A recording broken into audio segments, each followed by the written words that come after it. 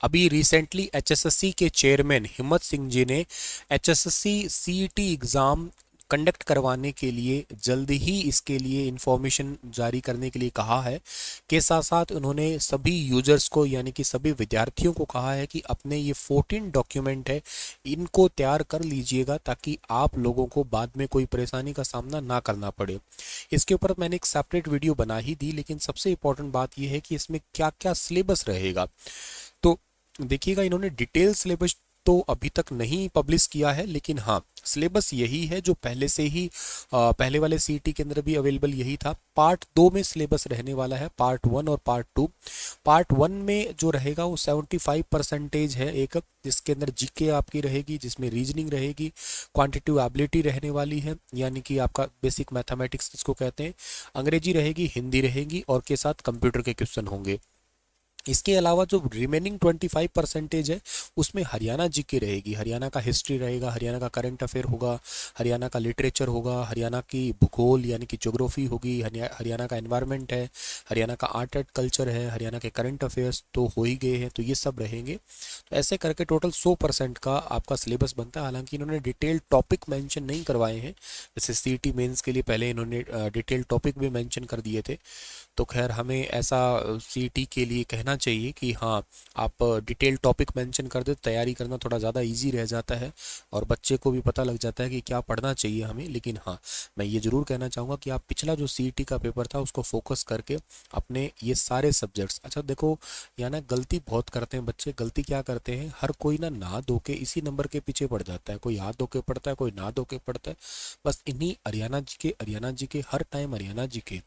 देखो पढ़ना है इसका मतलब ये नहीं कि नहीं पढ़ना, पर इसका मतलब ये भी नहीं है कि ओवर हो जाए, अति हर चीज की हानि होती है। यही एक सब्जेक्ट नहीं है, बाकी भी कोई सब्जेक्ट है आपके ये नंबर। अब कोई कहता है सर ये कम आते हैं, मान लो 15, देखो 15 नंबर की आपकी नेशनल जीके वाला पोर्शन है। अरे भाई ये 15 नंबर बहुत बड़ी बात है, और ये 15 नंबर क्या मैं कह रहा हूँ, उस बच्चे से पूछो जो पिछली बार 1 नंबर से रहा है, पॉइंटों से रहा है, उससे पूछो कितनी ज़्यादा जरूरी बात है। ये 25 नंबर तो यूं मान के चलो पूरा हरियाणा लेगा। मैं ये तो नहीं कह रहा कि आपको पढ़ना ही नहीं है, पढ़ना तो है, पर ये 25 नंबर में से मैं मान के चल रहा हूँ पूरे हरियाणा के लगभग सभी बच्चों के 20+ नंबर आते हैं, आ ही जाते हैं लगभग लगभग। कुछ एक कई बार question paper up and down हो जाए तो बात अलग है, तो 20 से कम होके मतलब 15+ हो जाता होगा, 15 से 25 के बीच में बच्चा नंबर ले ही आता है लगभग लगभग। इतने 15 से नीचे तो बिल्कुल भी नहीं जाते, लगभग बिल्कुल ही नील है वो बात अलग है, बाकी लगभग चले ही जाते हैं 15+ तो बच्चे आराम से। और कुछ ज़्यादा इंटेलिजेंट होते हैं, अच्छे से पढ़ रहे हैं, वो 20+ पक्का चले जाते हैं। लेकिन दिक्कत यहाँ आती है सबसे बड़ी, किस चीज़ की दिक्कत आती है, जैसे नेशनल जीके में दिक्कत आती है। मान लो कंप्यूटर जैसा टेक्निकल सब्जेक्ट है, इसमें पक्का पक्का हाथ धो बैठते हैं। यहाँ टेक्निकल क्वेश्चन, यहाँ ये 4-5 नंबर है ना, कंपटीशन इन्हीं नंबरों का होता है, सारे नंबरों का कंपटीशन थोड़ी ना होता है। आप 5-10 नंबर बस इन्हीं के ही सारा इर्द गिर्द खेल घूमता रहता है। तो यहाँ इस वाले एरिया पे प्लीज़ फोकस करना, ये बहुत बड़ा इंपॉर्टेंट एरिया है। अंग्रेजी हुई, हिंदी हुई, आपकी रीजनिंग हुई, क्वांटिटेटिव एबिलिटी हुई, आपका ये वाले जो है ना बहुत इंपॉर्टेंट एरिया है। रीजनिंग में क्या है, आपको बहुत अच्छे से प्रैक्टिस करनी है, बहुत ऐसा कुछ नहीं है कि आपको मुश्किल लगे, आपको तैयारी करने में दिक्कत आए, कुछ ऐसी आसानी से आप इसको क्रैक कर सकते हो, बस आपको प्रैक्टिस करनी है। ये क्यों समझो रोज का एक मॉक टेस्ट लगा लो, बहुत है, काफ़ी है, और कोई आपको ऐसे भड़क नहीं है अलग से। हाँ किसी को बहुत ही बेसिक कमजोर है तो एक बार किसी की एक बार क्लास लगा लीजिएगा किसी अध्यापक की, उसके बाद में वो कंसेप्ट क्लियर कर लीजिएगा। बाकी आजकल तो बुक्स भी बहुत अच्छी आती है जिसके अंदर कंसेप्ट लिखे भी होते हैं साथ के साथ में, तो उसके उससे क्लियर कर सकते हो इसको। इसके लिए टीचर की ज़रूरत पड़ती है, इनके लिए पीवाईक्यू लगा लीजिएगा आप लोग, और पीवाईक्यू के साथ साथ अपने बेसिक ग्रामर है उसको तेज़ कर लीजिएगा। ये मुश्किल नहीं है, पर आप ध्यान नहीं देते तो नंबर कट जाते हैं इससे।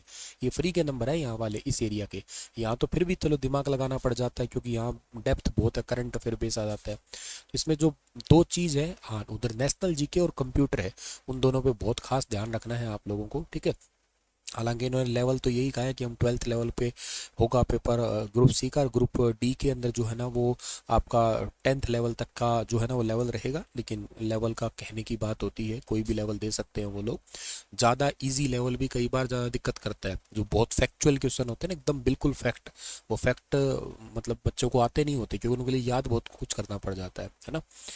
चलिए सर, और जीके के लिए आप लोग मेरी आपको सजेशन है कि आप लूसेंट किताब को ले सकते हैं। इस सदी की सबसे अच्छी किताब है और कोई चक्रों में पढ़ने की ज़रूरत नहीं है। सबसे अच्छी लेटेस्ट जो भी किताब है वो लीजिएगा, जस्ट पढ़िएगा, फैक्ट उसी में दे रखे हैं और कहीं भटकने की ज़रूरत नहीं है, कोई अलग से कुछ लेने की ज़रूरत नहीं है। आप लोगों को आराम से कवर कर सकते हो आप, ठीक है। बाकी करंट अफेयर की क्लास मेरी जो यूट्यूब पे होती है, आप उसको ना आसानी से देख सकते हो, पढ़ सकते हो, ठीक है।